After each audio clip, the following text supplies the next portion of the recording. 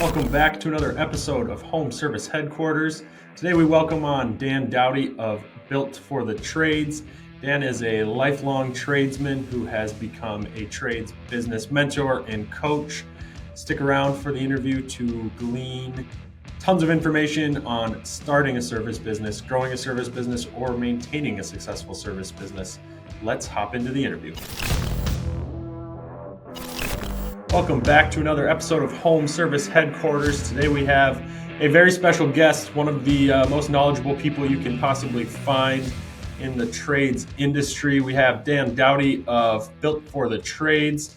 Built for the Trades, and Dan will explain it a lot better than I can here, is a business management consulting business.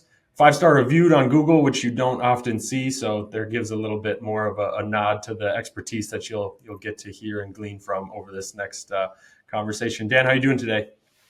I'm doing good, Jack. Thanks for having me on the show, and I appreciate. I guess I'm just looking forward to talking, having a good time, and sharing some value with your audience. Yeah, it's been a little while since we've chatted, and it's always good to kind of get into the nitty gritty of some of this expertise. I know often when we talk, we're not talking about some of these lessons and things that you've learned and things you can teach people. So this will be informational for me and hopefully, obviously, our audience as well. First, just to get us started, if you can give us a little background, maybe about your personal history, kind of in the trades industry, kind of how you got started, and then how that start kind of lent itself into starting Built for the Trades, and we can talk about the Built for the Trades history maybe after. Yeah, definitely. So I started like a lot of trades, men and women out there, kind of born into the plumbing trade, second generation. I started plumbing when I was 5 years old in the summers with my dad, and then in high school with my buddies, just digging ditches and tunneling under houses and repiping water and drain lines and stuff like that. And then so just naturally grew a love for the plumbing trade. And then as I got a little older and decided, I'm going to go into the family business full time, I started to progress over the years from loving the plumbing trade to loving the business and the leadership side of growing the business. So that's one thing I'm really proud of, is that I'm a second generation master plumber. I'm also like really proud that I can tell my clients that I started as an apprentice and I was a technician, and then I worked all the different office positions, and I service managed and I general managed, and I owned the business, and I did that for over 20 years before I started Built for the Trades. Wow. So as a business coach and consultant, I'm really, really proud of that, because the clients I work with, they want to know that, I've also done it successfully. Yeah, it gives a lot of legitimacy, and obviously through a conversation with you, you can tell pretty quickly that you know what you're talking about. But being able to point to 20 years in the industry and the success that you've had, obviously, makes that easier. So you said 20 years in the trades. At what point did you start Built for the Trades specifically? So I started 5 years ago, Built for the Trades, and really it was there's a lot of backstory to me selling my share of that business and starting to do this full time. Mixture of faith, mixture of family, mixture of just a new season in life. But in 2010, I hired my first business coach in the plumbing trades, and that's when we went from a small mom and pop shop, and we grew $1 million year growth year after year. Wow. And I really started to learn all the techniques, all the systems, all the processes of what it looked like to build a not only great service company, because we already provided a great service and stuff like that, but one that's sustainable, scalable, profitable, and also repeatable. And I found that I was at a point where my business was running on its own, and I could spend time with my family. But I'm, kind of a self-proclaimed workaholic. I love working. And so I was leading a team of about 50 people, working all the time. And there just became a certain season with young kids at home and all the stresses that went behind running a big business, that I decided, what, I wanted a couple different things. I wanted freedom of my time, my money, I wanted adventure, and I wanted to kind of scale back and then help teach other small trades businesses how to do what I did over those years. So that's really why I ended up, stepping into Built for the Trades. And Built for the Trades really just stands for being a good person, doing work with integrity and quality, and really wanting to serve people, not just sell people. I saw like in the trades industry, just talking about home services, I guess, and home service industry, it became a lot about money and a lot about selling and Yeah. less about serving and providing a good quality service. And so we look to find companies who also share those similar values, and partner with them and take them on that same growth journey along the way. Because I believe that, everybody starts a trades business for the most part because you love the trade. Right. And then one day you're tired of your boss and you're like, I'm going to go quit this and I'm going to start my own business. And a lot of times it's the husband or the wife that starts the business, and then they kind of drag the spouse in Yeah. as they grow. And one day they wake up and they've made some money, and it's been years later, and they wake up one day and realize they're just completely miserable because um, they don't know how to. I mean, they don't know how to run the business, and the business is running them. So they're missing their Yeah. kids growing up. They're working all the time, and that's a great time to hire a coach to help you kind of scale to the next level. Yeah. There's a way to definitely make it work on both sides where you can continue to serve and give and run a good business, but also serve and give on the other side as well. You talked about it a little bit. Was there a period where you were running your plumbing business and built for the trades, or did you take a full faith jump and start built for the trades and go full time right away?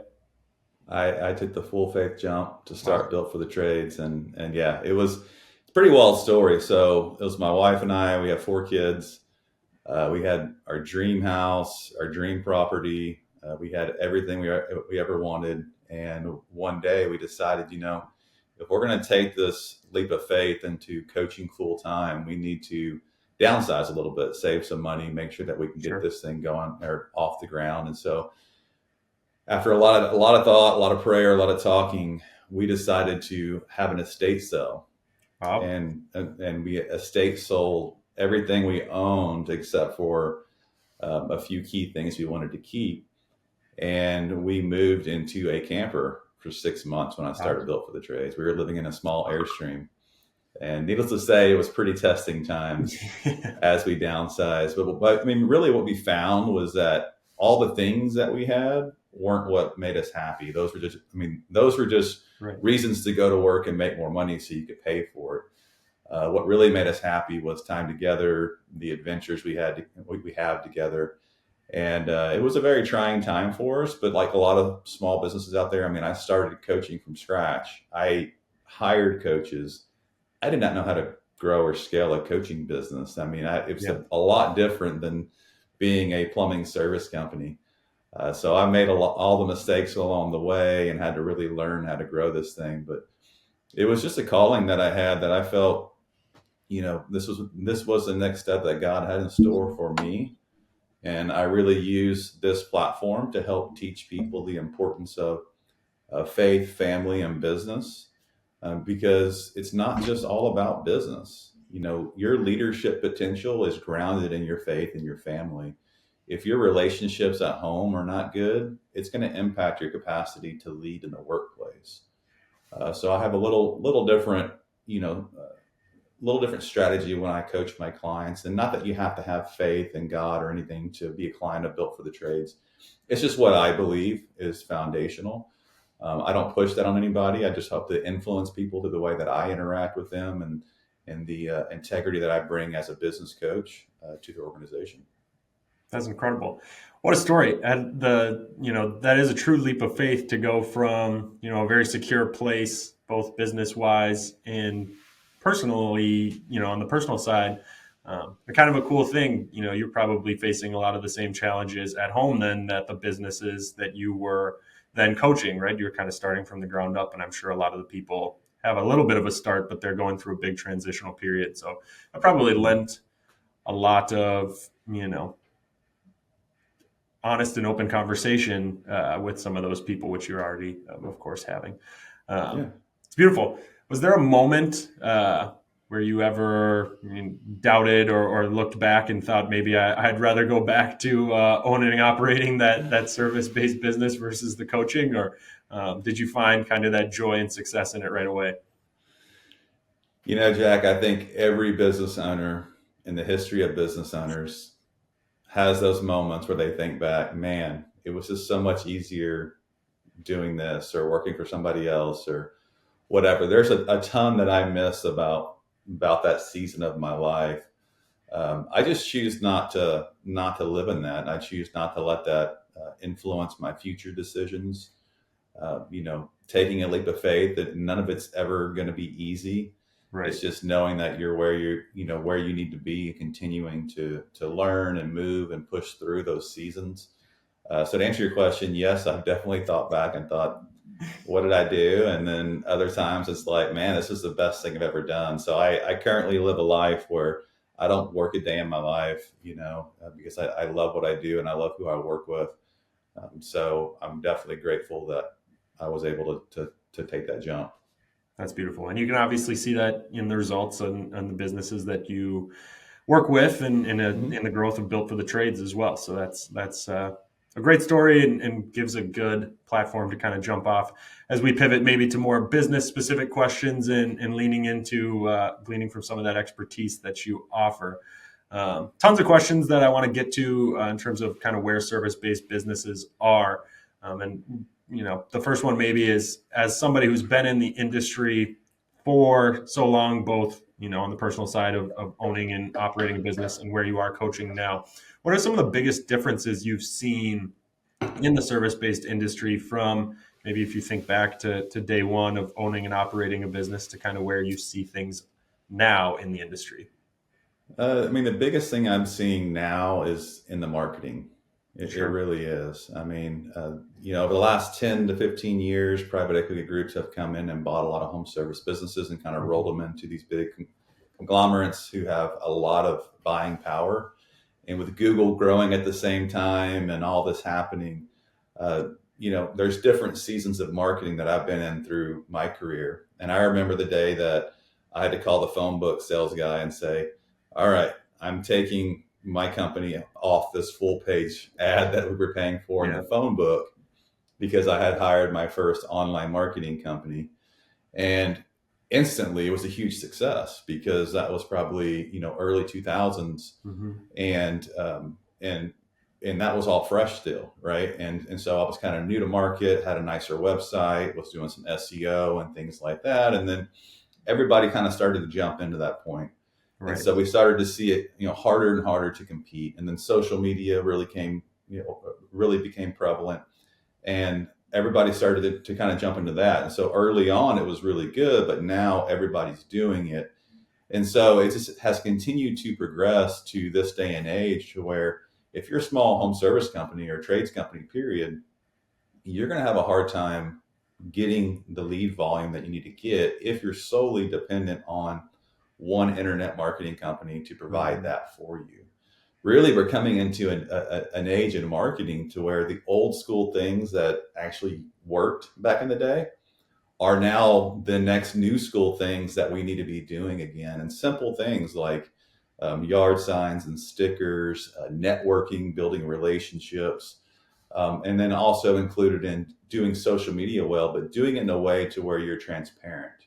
Hmm. Because our customers have been sold so much, they're tired of being sold. What they're asking is, can I know, like, and trust that person? And the only way you're going to get through the know, like, and then to the trust is by consistently being there, but also being somebody who they can relate with. And whether you're looking for that next customer or you're looking for that next hire in your trades business, being transparent on social media is really big. The other one is just being top of mind. I mean, back in those days, you had a magnet on the fridge, or you went to your phone book or your Rolodex to find whoever you're looking for. Nowadays, they can literally type in, Dan's Plumbing Company, and they could be in your market, and they could click your competitor who's competing for your name and never even find you, even if they used you before. And next thing you Yeah. know, they switched companies and didn't even realize it. That's So difficult. marketing has definitely changed a lot over the years. And for people listening out there, I hope that kind of resonates with them. There's definitely a whole strategy around it, but I don't want them to forget that, like, you know the old school way of marketing is kind of becoming the new school way of doing business. Yeah, it's funny how it kind of goes cyclical. So many things in life kind of go back to the beginning, and you see a lot of it online. Obviously, it's a almost a buzzwordy thing, the SEO and the online marketing. But as you have more conversations with people like yourself, you hear some of those things more often. Yard signs or physical copies somewhere that can get in Mhm. front of people. There's a feeling of warmth. I don't know that you feel, they're in the community, that's a local company versus if you Google, maybe they're one of the conglomerates or something like that you don't get that guarantee. That's Yeah, awesome. there's actually one more thing I want to say about this Yeah, too. But besides the marketing piece, the ability to retain key team members on your business has definitely changed with sure. technology and with opportunity has I mean, it's really hard to keep the next generation within your business. I mean, 15, 20 years ago, if you were a tradesman or woman, you were more loyal to your company because you didn't have your phone at your fingertips to where you Yeah. could apply and get hired somewhere else in 5 minutes. These days, being in the trades is a popular thing again. Hmm. I mean, when I was in high school, going to college was a popular thing. Right. Now, going to the trades is becoming more a popular thing. So we're seeing a lot of kids getting into the trades, but the business owners that are running the businesses are having a hard time retaining that next generation. And the biggest reason why they're having a hard time is because they think that the way they were led growing up in the trades is the way I should lead the next generation. Right. And that's a big, what I call the gap in leadership, is that just because you were raised a certain way doesn't mean that you were treated a certain way doesn't mean that you need to treat the next generation that way. Otherwise, they have options, they have opportunities. They're going to leave your organization for those opportunities. And so, having a clear vision, sharing your vision, making sure that they know their responsibilities and their roles, that they're continually being coached and trained, and that is going to keep people within your culture and within your company a lot more than if you were doing none of those things. Yeah, and offering upward growth and treating people Mhm. the right way can kind of keep that uh, culture going and fostering those relationships. Do you see a lot of that? Actually, let me phrase it a different way. With businesses you coach, what would be the number one issue that they come to the table with, or number one growth opportunity? We've mentioned marketing, um, you know, I mean, fostering that's relationships and employee retention. What would be, this is kind of a loaded question, maybe we can touch yeah. on the number of things. What's the number one challenge that you see with businesses that you work with?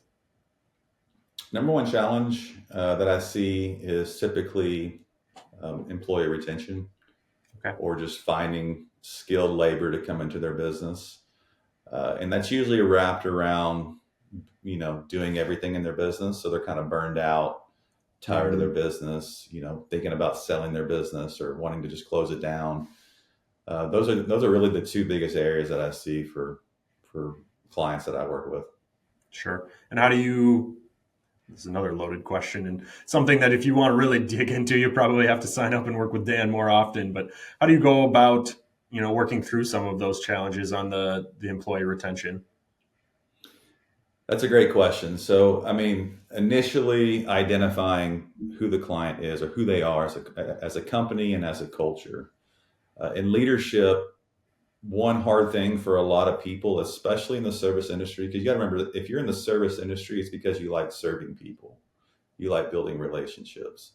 Hmm. So those people tend to want to be liked, and they tend to um, you know want to make everybody happy. And in leadership, if you're going to grow as a leader, the first thing you got to realize is that you're going to make decisions that people aren't going to like, and you got to be able to live with that. And so Hmm. helping them identify who they are as a person with their core values, like from the top down, like who are you, like what are your core values, let's take that out of you because it's already infused into your culture. Let's Right. take it out of you. Let's put a sign on the wall that shows who you are. And let me teach you how to talk about that. Showcase that to your clients and internally to your team. What that does, it actually serves as a filter, because the people that don't like it aren't going to come there. The people that do like it are going to come there, and they're going to stay there for your core values and your culture. And the next piece is just identifying, what does the next 3 years look like in their business? once we can identify where they want to go, how they want to grow, what type of services they want to offer, then once we build that plan out, we can start to work backwards. And in that process, it's going to be goal setting. And the goal setting is probably going to include some of their team members. And so they really start to, the first part was the core value. So you kind of filter out the people who are toxic in your business. And then you start to include your people in the growth of your business. And those two together really start to solve one, the overwhelmed feeling of doing everything, because now you're delegating to people who have job responsibilities. And then two, you're starting to get people bought into your core values and the company as a whole. And then that technician over there who's been watching you in your business, they're going to have just enough bad days so that they're raising their hand saying, hey, like, I want to come to Dan's Plumbing because I see what y'all are doing. I see the training that you're doing. I see the culture. And it really makes an impact on influencing people towards your company. That's interesting. Something I, excuse me, in my one maybe layer removed would not think to grow. The growth stage really kind of starts more looking inward and being able to set that foundation to grow better. So once you do have that kind of foundation set with the core values and some of those things, what does scaling a service trades business look like? If I'm working with Built for the Trades, step one might be kind of solidifying some of those things. And once you have that, you do have that solid platform. What does then scaling look like? What's, step 1, 2, and 3 for scaling a successful service business?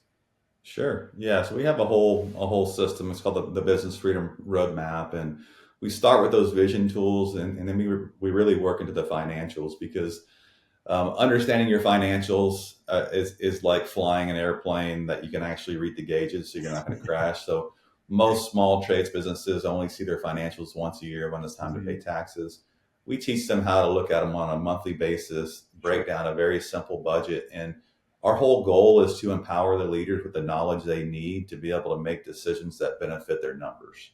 Sure. As we work through that, we work into systems and processes. We work into marketing, onboarding tools, hiring tools, and then like when going back to systems and processes, really those are two different things. You have, systems are proactive things that are repeatable in your business that get ahead of the problems.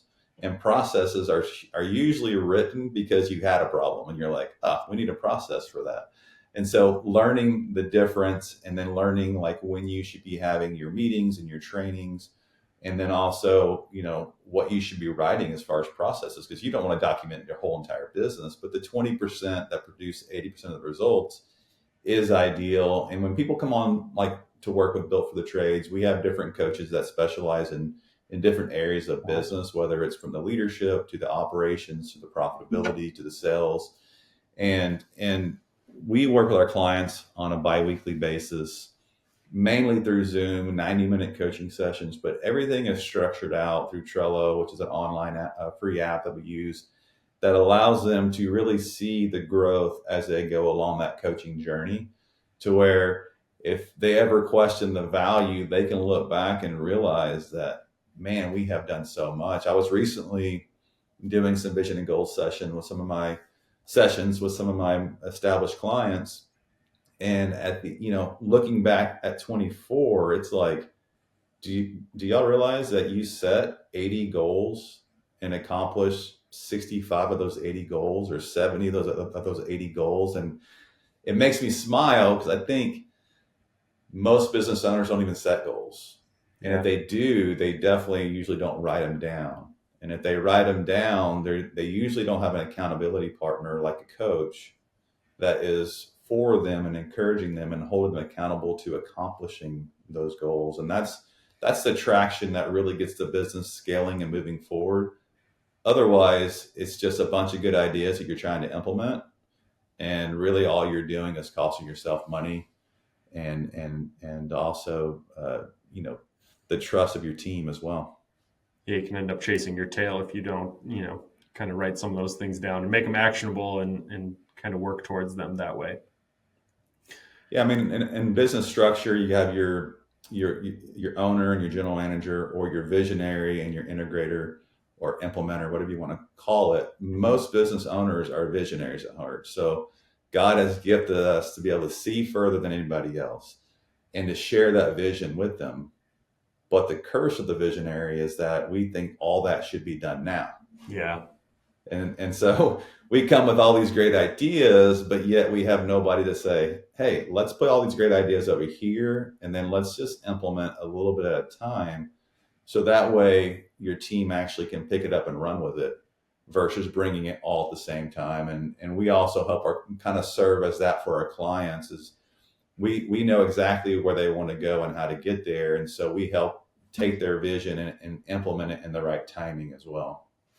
Yeah, the relationship of the visionary and the implementer is one that probably relates to all businesses, but is really difficult to do in a service-based business, especially as an owner operator. So kind of being able to understand that or help people understand that, you have to either wear two hats and separate them a little bit, or, bring on somebody, and back to the employee retention and empowerment, to have somebody else wear that implementer hat, so you can continue to kind of look towards that growth and some of those things. Yeah. Yeah, it's And different. that's also why most married couples are successful in business, Sure. because they're usually opposites. The opposites attract. They get Hmm. married. One day, one of them says, I'm going to start this business. It grows. The next thing you know, the other one quits their job and starts Yeah. working there. And they're a great team. Like the ones that really work together, and like usually the starter of the business is a visionary. The other one's kind of like, hey, let me help pick up all the pieces that you leave Yeah. behind in bookkeeping or administrative duties or customer service duties. And I love working with married couples because they usually build powerhouse businesses together. Yeah, that's a very natural showing of the visionary and the implementer. He or she might hear about it at the dinner table, and then they're thinking to themselves, "Keep throwing out these visions. We need somebody to maybe put some action, some rubber to the road on some of these things." That's awesome. Do you? Oh, this is probably difficult to say off the top of your head. Do you know, are a majority of the businesses, or a certain percentage of the businesses that you work with, operating under the family business, husband and wife, or partner situation? That's a great question. I would say about 50-50.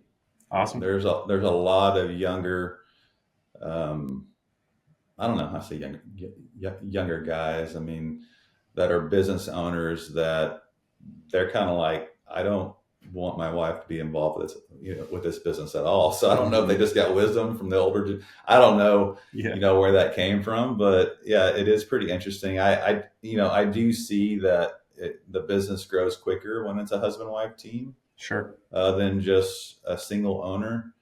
And I think it's just because they're doing it solo. But once again, like even if you're just a solo business owner, partnering with a good coaching organization that knows where you want to go and can help you get there will help fill that void for a while until you reach that point where you can hire a good implementer, in your business. Right, when you get to that point where you kind of can step back, and that's a goal towards working at, for sure, for most businesses. We talked a little bit, well, a lot of bit about growth, and we touched on a little bit with setting and writing some of those growth goals down. Do you, when you work with businesses, have benchmarks that you kind of have in mind, as you look towards growth, where we have to hit X, Y, or Z in order to kind of take that next step? And is that consistent across businesses, or is that more individualized based off of kind of what you see when you set some of those core values and look at the numbers? What does that Mhm. process look like? So, yeah, this is wisdom that I've gained over the years of coaching. Early on in coaching, you have a business owner who's like, I want to do 10 million in 3 years. And they're at $3 million at that point. You're like, oh man, I'm in. Let's go. Let's do this. But everybody has a limit of capacity, a limit Yeah, of work ethic, and a limit of money. And so I had to learn over the years of coaching that I really need to filter that vision and tie it into what they want for their personal life as well. And their want to want to put in that kind of work to grow what they want to grow. Like, why do you want 10 million? Well, yeah, it just sounds good, I guess, what most people say, but why do you want to do that? And so, at Built for the Trades, we help people filter that vision to make sure it is a realistic vision. Because what happens a lot of the times when you take somebody who is all consumed with their business, you do 1 year of coaching with them, Now they're taking 3, 4, 5 weeks of vacation a year. They're getting to spend a lot of time with their family because they have somebody else operating their business for them. Hmm. That's when you really get to see, okay, are they good where they're at, or do they really want to stay in it and keep growing it to a different level? So the first thing is we got to filter that vision and make sure it aligns with their personal life. And then the second piece is everybody's different, and everybody has different abilities, both IQ and EQ. So intellectually and emotionally, and how they lead people. And so you really can't compare apples to apples, but usually, like when a small company, I say small, somebody doing, startup to about $2 million a year comes in, and we start working with them. We see $1 million growth years for quite a few years, and so usually it's that million to 3 million. Then they kind of hit that gap or that wall at 3 million and need to kind of climb to the next level. And it's 3 to 5, they go pretty quick, and then it's 5 to 7. But yeah, it's nothing to see people do $1 million growth years in their Awesome. business. And setting those goals too, and we talked about it a lot, is difficult. It's easy to read, benchmarks online and goals, but it's impossible to really set those and make them actionable without understanding. It kind of points to the value of working with somebody who's worked with other people in the past to do those things. Um, Makes it that much easier to see the vision to actually get to the end goal and know that you can accomplish it. Yeah. You at Built for the Trades mostly work with, call it, established businesses, or are there really fresh 1, 2, 3 years in business startups that you work with? We have programs for both. Awesome. So I had, I always tell everybody I had one client, I have a client currently who joined our group coaching program, which is designed for businesses doing less than 1 million. And he was still working for somebody else. So he joined because he was Interesting. referred to us, 3 months with us, started his own business, and has been very successful in growing his business. So there's really no size too small that we don't work with. Yeah. It's more about the person, their values, what they want to build. And we want to make sure that we're partnering with people that are out there doing good work and stuff like that, have a good name. But other than that, like the next jump, like usually 1 million plus, are more established companies, usually been around a few years. And that's really where those people kind of get to that limit where they're like, okay, word of mouth and what I've done today has gotten me here, but I've been here for a few years and I'm tired and I'm kind of considering shutting this thing down, or I don't know what to do. That's when we take and do more like one-to-one coaching programs that are Sure. tailored around their specific business. And so whether it's somebody who's kind of hitting that wall, or it's a multi-generational business where the mom and dad are like, I want to pass it down to my kids.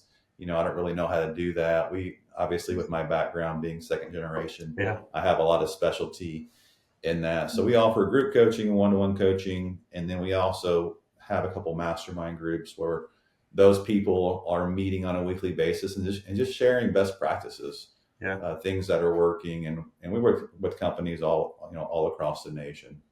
So Awesome. Do you have a, we don't have to say business name or anything, a favorite client that you've worked with at any point, and what that kind of looked like, whether that be somebody who came to you, just with the startup, or somebody who maybe came with an established business but had, plenty of room for growth internally and externally, that you can kind of remember and speak to? I do. Yeah. So I have a lot of favorite businesses, and I actually have a few guys that compete for the first business that Built for the Trades. Awesome. But I had a few guys early on in my career who went on a limb and hired me. I knew them through previous coaching groups I was a part of, Sure. and one guy, guy in California and a guy in Colorado. Um, it was handshake agreements, but they hired me to coach them. But one particular, the one in Colorado, is always one of my favorite clients because I was not making any revenue in the business. I did not have an office. I was making sales calls from the library. Or the coffee shop. Like I was really grassrooting, starting this business up. And he said, I'm interested. He's like, if you get to Colorado, we'll talk. So yeah, I was like, all right, I'm going to Colorado. So I hopped on a plane and flew out there, and he showed me his operation. He was doing plumbing, HVAC, and electrical. Okay. And we just kind of hit it off. I mean, we already had a friendship, but we really hit it off. And at that point, starting a new business, you're questioning every part of your decision and your ability to do what you're saying you're going to do. And he ended up taking me on a pheasant hunt, a bird hunt, and we walked and hunted all day that day. And at the end of it, we came to an agreement, shook hands. I flew back home to Texas, and the rest was history. And then we worked together for a few years, and he sold that business for a ton of money. And the cool thing is he's actually a coach now at Built for the Trades. Awesome. We looped him back in. He enjoyed his retirement for a couple of years, and he's like, "All right, I'm ready to start coming back and helping other small businesses do what I did with you." And that's really the vision, the focus around what we do is the coaches that we have been coached, I guess through me, through Built for the Trades. So they know our systems, they align with our values, and they're vetted to say, this person that's going to coach you has done all this successfully. And I think that makes us unique as a coaching organization, especially in this day and age where everybody is a coach for the most part, or can be a coach. Yeah, that speaks to a lot of positive aspects and why Built for the Trades is valuable. The relationships that you can build, and then obviously it leads to success. A lot of that starts with those core values that we talked about too. That's awesome. More specifically, speaking to maybe what you look like your day in the life of Built for the Trades. If somebody is looking to work with you, or maybe looking to start a coaching business, what does your day to day look like? Oh man, that's a great question. Day to day. So I work every weekday. There's definitely no time off. That was great advice when I was starting from the ground up. From my mentors are like, look, you got to treat this like a normal job. You need to be working normal hours. Like, don't be taking days off or time off, because it's tempting as a small business when you start off to kind of take advantage of having that freedom. And so I've always taken that work ethic into this business. And so typically for me, Mondays is usually my admin days. I'm doing anything from just admin duties for the business, also meeting with my internal team, whether it's my marketing team or it's my coaching team. I do have my own personal mastermind group that I pay to be a part of on Mondays. Awesome. So that's really built around those days. And then from there, Tuesday, Wednesday, Thursdays are pretty jam-packed with coaching or mastermind groups that I'm leading. So from start to finish, I'm usually in 90-minute sessions. And then on Fridays, like today, we're recording this podcast on a Friday. It's a really fun day for me because I start my day with production. So I work on all my reels. I work on my own personal podcast with Built for the Trades. If I get interviewed on the podcast, it's usually going to be on a Friday. So it's really my time to be creative and to make sure that I'm putting out good content. And then mixed in to some of those days, depending on how the schedule flows. I mean, I'm still a small business, so we're always reaching out, connecting with people, networking. Tuesday mornings is my BNI group. I'm always networking in BNI. So it's that balance. I think I'm speaking to any small business, not just coaching. Yeah. The challenge is you start, you generate revenue, and then you reach different seasons to where you have to delegate. And usually for like a small home service business, it's that ability to do the work and answer the phones and do the books and do everything. And you got to push past that level to hire somebody to do it for you. And so that's kind of where I'm going with Built for the Trades. Is I'm working through different seasons of delegation as this company grows. That's cool. We talked about at the beginning, you took the leap to start Built for the Trades after, building a successful plumbing business. And now you're almost, continuing that same process that you did with your plumbing business. And now you're, able to do some of those more admin things, see growth and take a step back and delegate some of those things. To that point, and obviously you've demonstrated and shown through, years of successful business on the plumbing side and also on the coaching side. Is there ever any pull or desire to kind of go back to the other side and get back into plumbing in addition to Built for the Trades? 100%. 100%. There definitely is a pull to get back into the plumbing But I'm never going to do it without Built for the Trades. Built for the Trades is my ultimate calling. Mm-hmm. The only desire I have to go back into plumbing is because I'm still licensed. And the fact is, I want to take all the tools that we apply and work with our customers on and Right. actually do it and show people that they do work. But it's all a matter of just timing, Right. because if I was to go do that right now, then Built for the Trades and the team wouldn't be as successful. And so I'm continuing to build this company to where it's a self-operating business. Then I can take and redirect my time and attention towards starting up a plumbing company and looping it in. So it's 100% my future vision, and the timing and when, I don't know. But that's, yeah, that's it.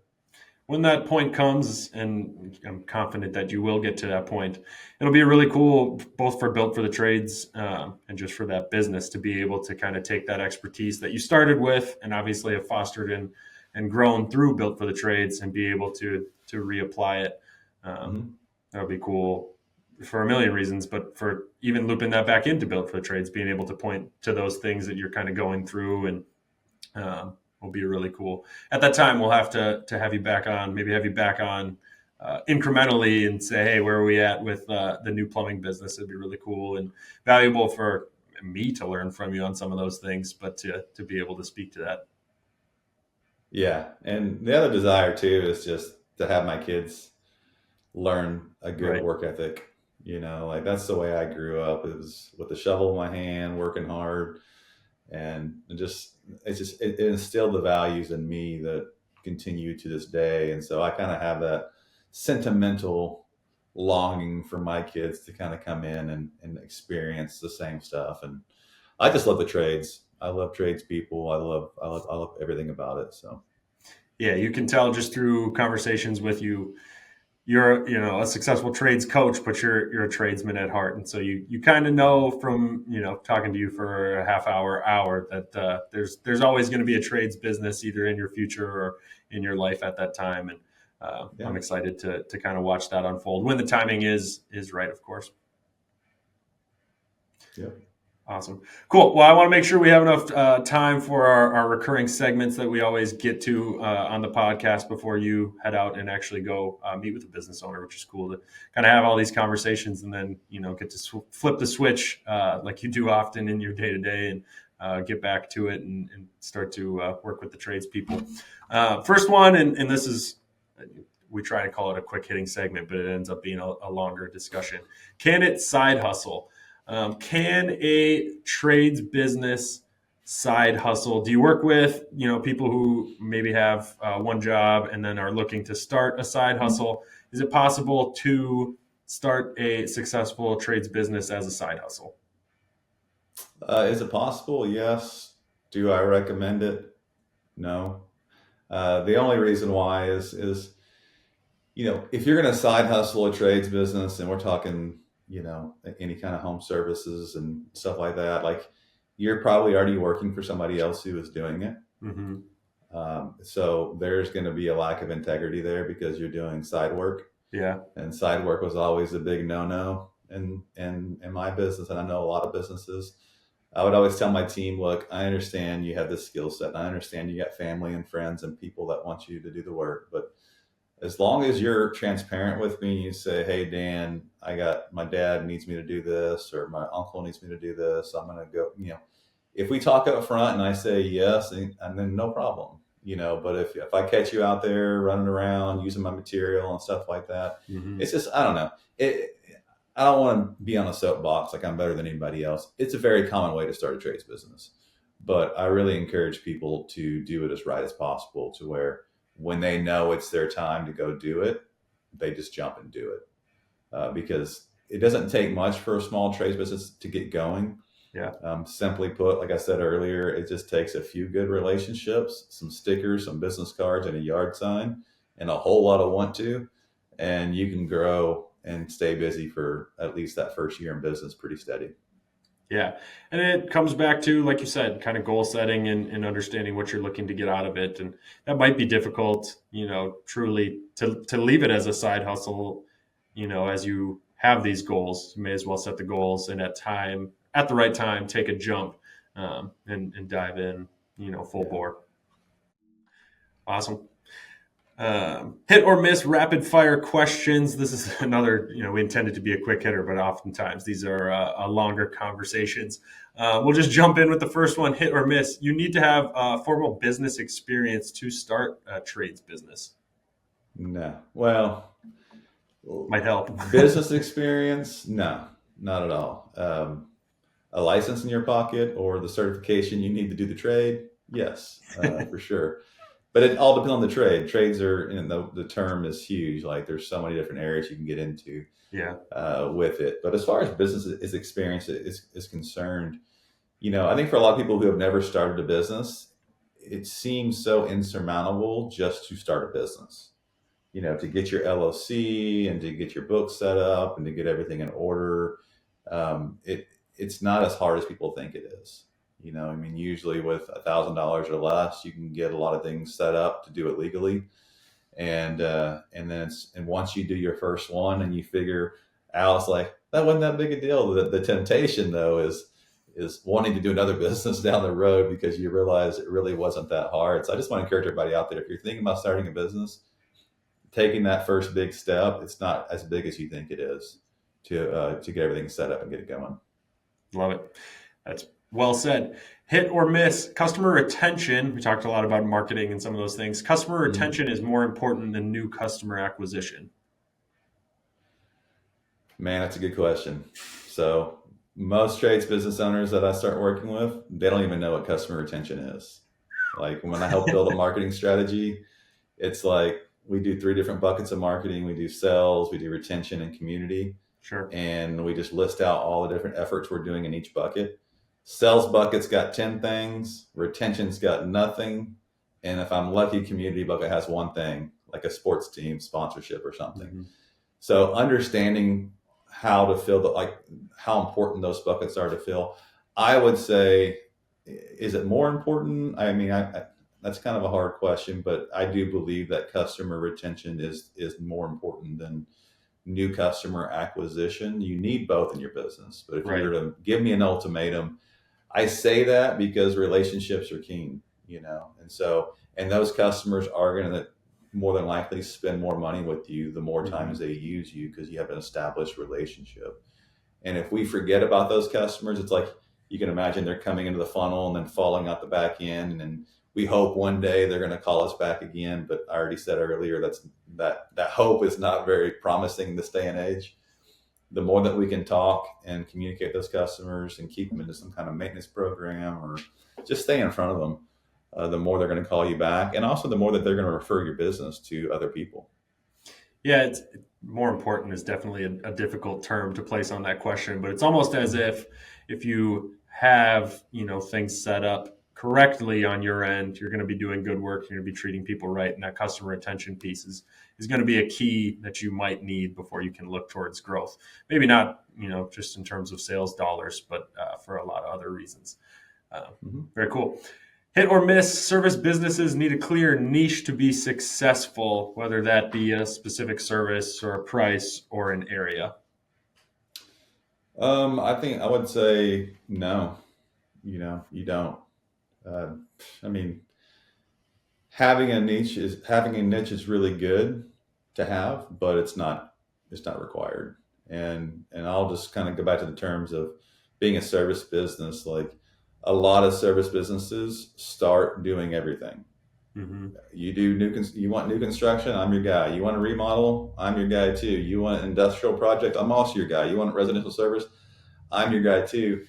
And as you grow, like initially, that's great. But as you grow, you start to realize where you want to focus. And I would say the biggest mistake a lot of companies make when they start to really niche down into a certain area is that that's all they do. Mm-hmm. And so if that's all you do, you're really dependent. Like if I say I only want to do residential service, you are very very dependent on that customer to call you or and if you and versus if you had like still a little side of remodel work or a little side of new construction, and it's not your focus but it's there to where when the residential service is slow you have some work over here and then vice versa. It's good to have a little bit of diversity, but you don't have to fully niche down in order to be successful, Yeah, in my that's a good opinion. point where you almost need to do both. And obviously, the key might be doing everything well. And at that point, then you might be have the ability to kind of focus in on different areas. That's Yeah. good. It's hard to sometimes for me as I write these. It's hard to write one as a miss. So that might be my first one. Not that I have a preference either way, but that's good to have my first one. Hit or a miss. Service businesses need an online presence, whatever that might look like. Website, social media, probably both to be successful in 2025 and beyond. That's definitely a hit. Like, yes, you need that. We talked a Um, little bit about how things are cyclical and we're getting back to some of that hard advertising with the yard signs. But yeah. from my perspective, it's difficult to not have any online presence if there are businesses out there. They're probably at their Well, later stages. think about the buying cycle of the customer. Like the buying cycle is they hear about you or they see you somewhere. What's the first thing they do? They look you up, right? They Hmm. look at your reviews, they look at your Absolutely. website, they go to your social media, and all they're doing at that point is they're coming up with the value of your services. Think about it. So if all that is crappy or non-existent, and you go out and say, "I'm going to charge you $500 to do this," their value is at $100, but you're charging Hmm. $500. So it's very important that if you want to be professional and charge what you want to charge, that all that is professional and it all looks good because the customer's building value. And then the first time they call your office, if that person's horrible, the value goes down. If they're great, the value goes up, right? And then the technician comes out. If they're great, the value is going up. If they're horrible, it's going down. And so all along that buying process, the customer is asking themselves, they're building up that value in their mind. So when you finally get to the table and you're presenting, they're not shocked by the price because they've had a great value experience leading up to that point. That Well makes said. sense? Yeah, and ever evolving. But I don't think that online presence is one of those things that will ever go away. I've asked a lot of difficult questions to answer. This one might take the cake to get this Okay. in just a few seconds here. What is Mhm. the number one piece of advice you would give a service business owner? Number one piece of advice I would give a service business owner. I got so many of them. I got to pick one. I know I told you it's difficult. Uh, yeah, number one. Here's a good one. Just stay true to who you are, because along the way you're going to be tempted to get distracted. You're going to be tempted to push aside your core values to make Hmm. somebody else happy, especially a high producing technician. Yeah, Just stay true to who you are. You own the business. It's yours to keep. People come and go. So don't change for anybody. Don't change for any kind of team member that you think you should change for. And at the end of the day, like when you have a good set of core values and you're living by them, you're going to make decisions that really just suck. Like you're going to be like, man, this is so much easier if I just ignore those core values. In the long run, you're always thankful you did, because it always comes back to be the best thing you ever did. And so I'd always say, just stay true to who you are, and don't and you run the company. Nobody else runs the company, and don't change for your team members. Just stay true to who you are. yeah. I think that came through even as we went through this conversation. Almost every question at some point has a relation to those core values. So I think Mm-hmm. that's one that makes a lot of sense, and that's personally and also the business side. But you can't grow that successful business without those core values. That is awesome. Difficult question to answer. It is. This one, hopefully, a little bit easier. Where can people find you? How can people work with you? We'll try and put some links in the description, but where can Yeah. we send people to? Builtforthetrades.com. Simple. We're on YouTube, Facebook, Instagram. You can follow us at Built for the Trades. We're always putting out good content on our website. We have free tools that people can grab, and then every program that we offer a free visit. Awesome. We want people to come and check out the mastermind group and say, that's for me, and I don't really like it, or come to the coaching group and see what it's like. Uh, Once again, like we're not going to hard sell people, and we want it to be a good relationship because because we want to go on a journey for years to see the success of your business. All we are is just the guide to help you get to where you want to go. And having a good guide, just like whether you're hunting or hiking or whatever it is you enjoy doing, a good guide is going to make you more successful, and then they're going to make you more successful in a quicker time frame. And that's who we are. That's what we do. So if you have a dream and a vision for what you want to build, reach out. We'd love to work with you. And thanks for having me, Jack. It's been awesome. Yeah, you said it better than I could. If you didn't get it through the 55-minute conversation here, Dan provides a lot of value. If you're thinking about scaling your business, starting a business, after watching this, I think this was a pretty good window into what you can get out of Built for the Trades. Can't thank you enough for joining today. Enjoy that sales call, getting back right to it, no matter the time or day. Thanks for hopping on, Dan. Thanks, Jack.